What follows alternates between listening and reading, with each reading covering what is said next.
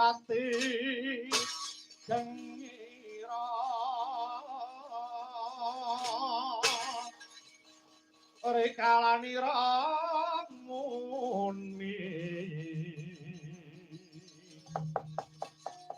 naga mekian katon galakku melak wisenya nampak gisik manaut sikro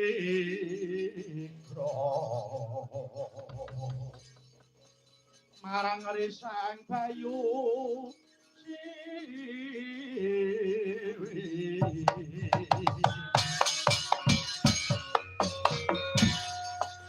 ana munyuk malang kadak ngalang-alangi sing dadi laku para ngaku kowe iki sapa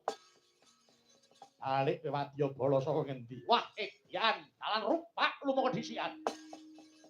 Wadya Bala saka ing Dwaraka Kawestri kekesete Gustiku Prabu Yudhakala Kresna ya Sang Prabu Kresna bijaksa Temenggung Prawira Sandi aku Prawira Sandi yo kowe sapa iki serayaning dewa Anoman kang dadi aranku Anoman iya minggiro minggir para dewa kon maju rene kon nyembah delamak sikilku tak tugele gulune ora sah nyumbari sing ora ana kowe kelakon bedah Suralaya Watun bisa nglangkai bangkene Anoman lho edian kowe iki kethek-kethek iki kewan iki derajate ana sak ngisore menungso kowe wani nyumbari aku tak bekakak tak nggo trambul sak kancaku yen kowe arep nyoba maraja baneng ora bakal aku tinggal langgang colong pelayu tebak dak mlesati kamu aja tak padha sae para teman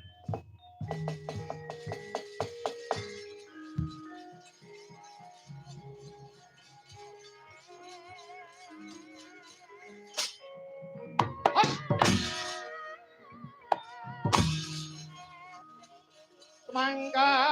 handro susumbar hop pejan hop